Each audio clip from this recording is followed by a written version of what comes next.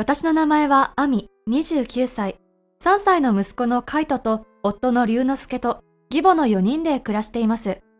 義母と義父は離婚こそしていないものの別居状態で、義父とはたまに会う程度です。どうしてそうなったのか詳しいことは教えられていませんでした。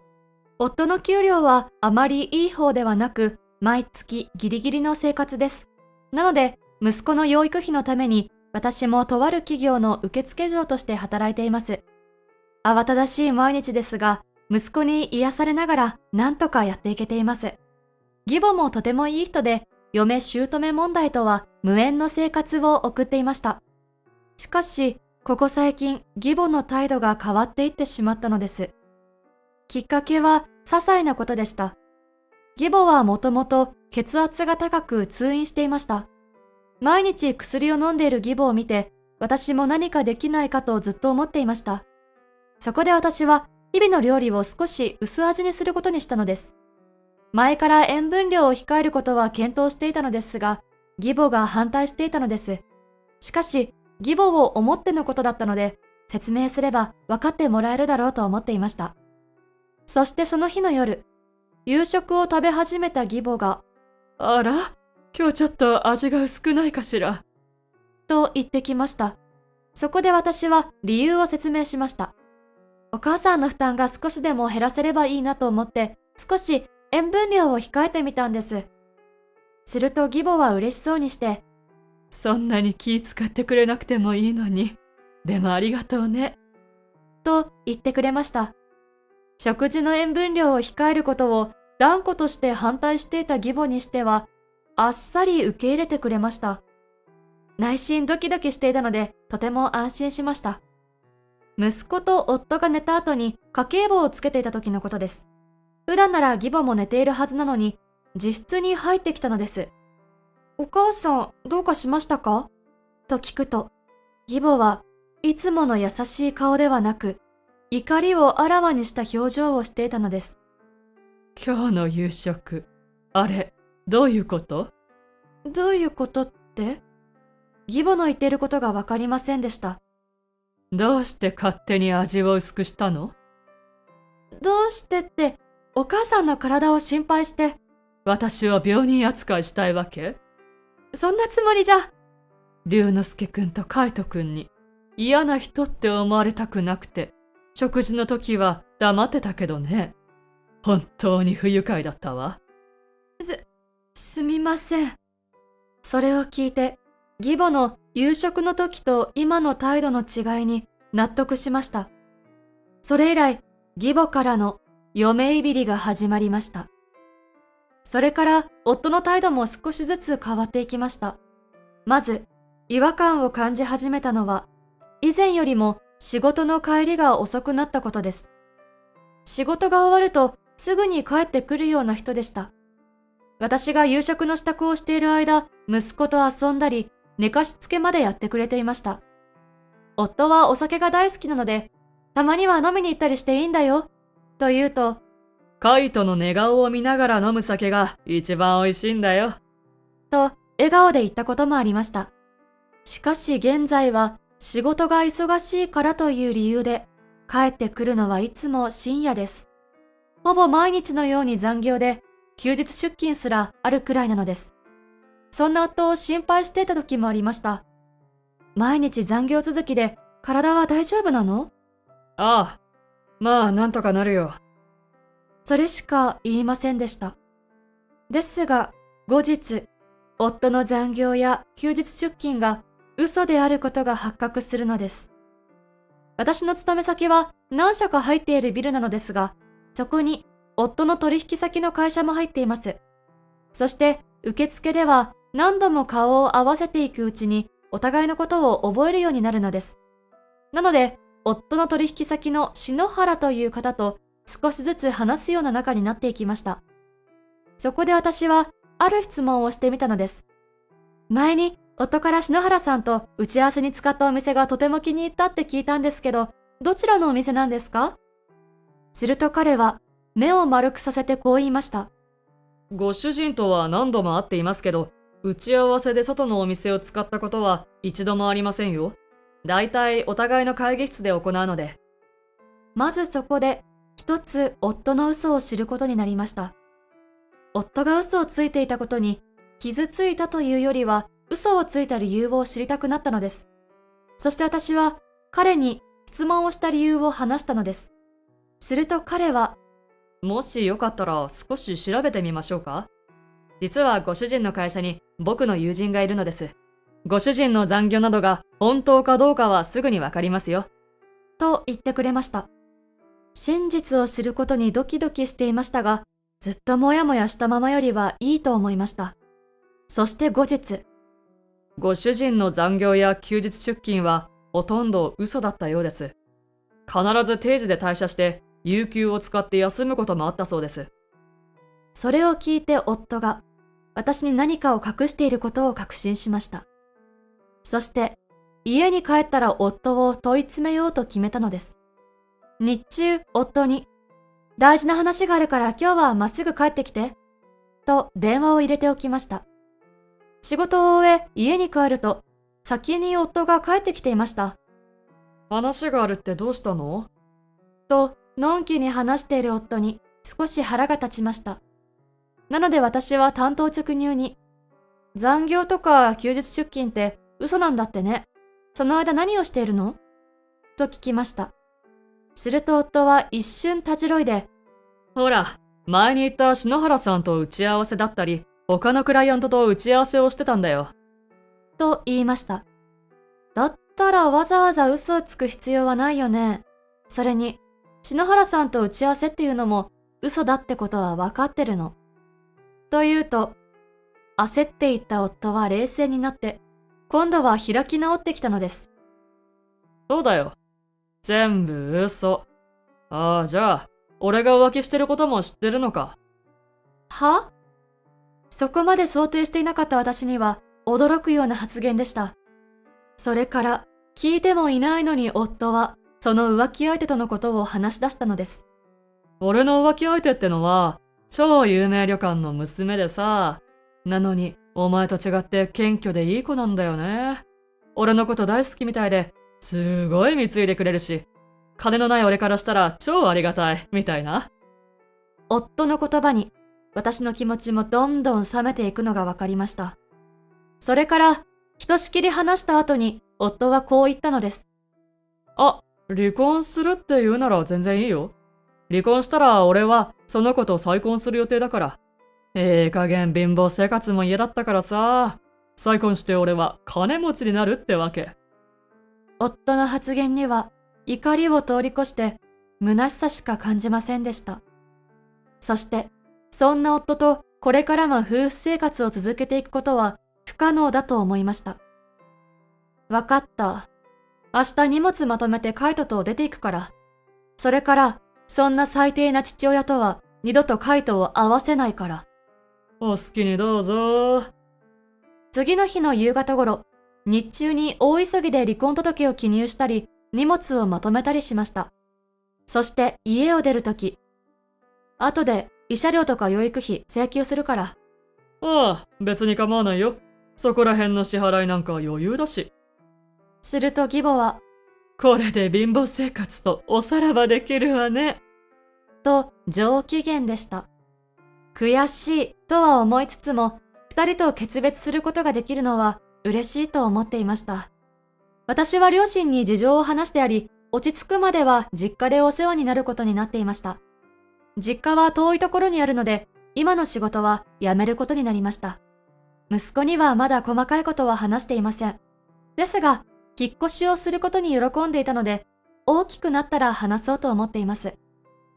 そして数年後、新しい仕事にも慣れて、ある程度貯金も貯まったので、実家を出ようと考えていた頃でした。とある人物が実家を訪ねてきたのです。それは義父でした。珍しい訪問者に驚きましたが、なんとなく理由はわかりました。龍之介と離婚して家を出たと聞いたから。その理由について、龍之介も妻も詳細を話してくれなかったんだよ。だからもしよければ、事情を話してくれないかな。私は正直に話すことにしました。義母からいびられていたことや夫が浮気をしていたこと。すべて話し終わると義父は、二人が大変申し訳ないことを。と涙ぐんでいました。今は気にしていないので、お父さんが悪く思う必要はありませんよ。でも最近少し困ったことがありまして。すると義父はまっすぐ私を見て聞いてくれました。龍之介さんがカイトに会わせろとしつこく連絡をしてくるのです。家を出るときに絶対に会わせないということに同意をしていたのですが。それは困ったね。でも私に任せてはくれないかな。なんとかするから。一度龍之介と会う機会を設けてもらえるかい？義父が何を考えているのかわかりませんでしたが、言う通りにしようと思いました。そして後日、カフェで龍之介と会うことになりました。もちろん、義父がいることは伝えていませんでした。元夫を待っていると、一人の男性がやってきました。その後ろには小柄な女性もいました。久しぶりだね。年は取ったが、君はあまり変わらんね。そっちこそ、忙しいのに呼びつけてすまなかった。と、義父と親しげな会話をしているのです。きょとんとしている私に、義父が男性を紹介してくれました。紹介が遅れてすまなかったね。この人は僕の親友で、あの有名旅館のオーナーでもある人なんだよ。じゃあ、もしかして。この人がいれば、このことは解決すると思うんだ。有名旅館のオーナーが義父の親友であるということに驚きました。しかしそれよりも浮気相手とその父親と会うことになるとは思ってもいませんでした。そしてたわいもない話をしていると元夫がやってきました。私たちを見つけると元夫の顔はどんどん青ざめていきました。すると義父が口を開きました。みんな、わざわざ呼びつけてすまなかった。まず、ぶしつけで申し訳ないが、お嬢さん、うちの龍之介とはどういう関係なんだい？と聞くと、浮気相手はきょとんとした顔で、私の夫です。と答えました。再婚する予定と言っていたことが本当にそうなったようです。すると、浮気相手の父親が、ずっと気になっていたんだが、お前さんの隣の女性はどういった関係の方かね？と聞いてきました。私が答えようとすると、義父は優しく静止して、龍之介の前妻だよ。と答えました。それには浮気相手も父親も驚いていました。そして義父は続けました。お嬢さん、龍之介と結婚する前、前妻がいたことは知っていたかい？すると浮気相手は驚きの発言をしました。いえ、ずっと独身だって聞いていました。その発言には、今度は私と義父が驚きました。浮気相手は、当時元夫が結婚していたことを知らずに関係を続けていたのです。それを聞いて、浮気相手に対する怒りはなくなりました。それから義父は、ここからは、亜美さんに説明してもらおう。と言ってくれました。まず、あなたを責めるつもりはありません。なのでよく聞いてください。元夫の方を見ると、顔は青白く、冷や汗までかいていました。私と龍之介がまだ夫婦だった時に、彼は浮気をしたんです。そして、離婚話になった時に、相手があなただということを言われました。それから、あなたがお金持ちだから慰謝料や養育費の支払いも余裕だとも言っていました。それを聞いた浮気相手は、私に深々と頭を下げました。結婚していたことを知らなかったとはいえ、大変申し訳ありませんでした。私にできることがあれば、どんなことをしても償わせていただきます。と、正直に謝罪してくれたのです。浮気相手を見たときに、内心どう責め立ててやろうかと考えていた自分が恥ずかしく思いました。いえ、あなたに非はありませんから頭を上げてください。と言うと、彼女は頭を上げながら元夫を睨んでいました。すると、彼女の父親が口を開きました。娘がしたことは一般的には許されることではない。けど、結婚していたことを隠していた龍之介くんの落ち度だ。龍之介、どうして結婚していることを隠して浮気なんかしたのか、はっきり説明しなさい。二人に責められて、元夫は完全に口を閉ざしてしまいました。それから、息子に会わせろとしつこく言っていると、亜美さんから聞いたが、どういうつもりだ。いつまでも黙ってないで答えなさい。と、義父に強く言われ、ようやく口を開きました。再婚したのはいいけど、やっぱり子供が欲しくて。子供が欲しくてという言葉に引っかかりました。すると、浮気相手が鬼のような形相で、私が子供を産めない体だから悪いって言いたいわけ？慰めてくれていたのは嘘だったってこと？と言いました。詳しく聞くと、浮気相手は子宮体がんで子宮を全摘出したそうなのです。なので、子供を産むことができず、一人悩んでいたそうです。その時にたまたま声をかけてくれたのが元夫だったと説明してくれました。最低。私はその一言しか出てきませんでした。相手の弱みにつけ込んだことではなく、慰めすら嘘だったことに対してです。すると夫は、あの時の言葉は嘘じゃない。と言いました。それに対して浮気相手は、嘘だったかどうかなんてどうでもいいの。あの時は本当に助けられたから。私が浮気相手と逆の立場だったとしたら、同じことを思うと思います。だとしても、奥さんがいることを黙っていたことは許せない。それに、結局はお金のために私と結婚したってことでしょ？すると夫は必死に、いや、それは違う。と否定していましたが、浮気相手は全く聞く耳を持ちませんでした。嘘ばかりついてきた人の言葉を、今更信じられるわけないでしょ？そして浮気相手は義父に、龍之介さんとは、今日限りで離婚させていただきますが、お許しください。と、頭を下げました。それに対して義父は、愚息が大変申し訳ないことをした。あなたにも慰謝料を支払いさせますので。と言いました。父さん待ってよ。そしたら俺大変になるじゃん。アミへの慰謝料と養育費支払ってるのに、さらに支払いなんて無理だよ。すると義父は、元夫を思い切り平手打ちしました。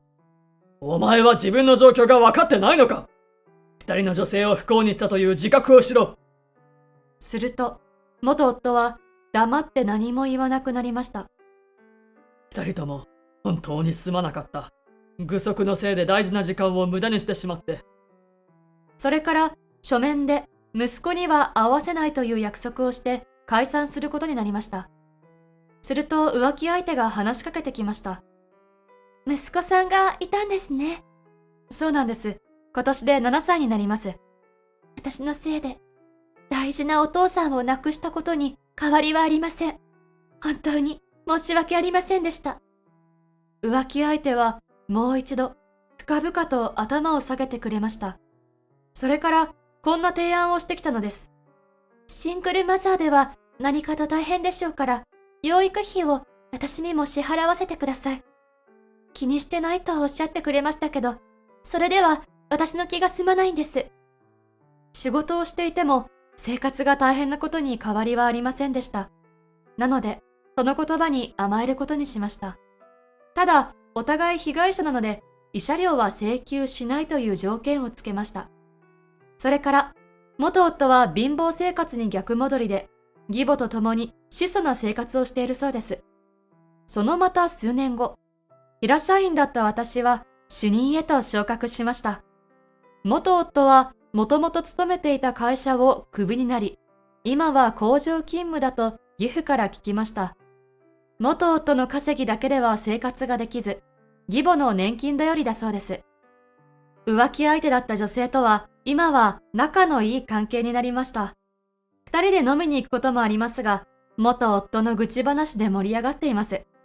それから彼女は友人としても私と息子の生活を支えてくれています。浮気相手だった女性と仲良くなるとは誰が予想したでしょうか。それでも以前より充実した毎日を送っているので良かったと思います。それから元夫も大金持ちから貧乏生活に逆戻りするとも考えていなかったと思います。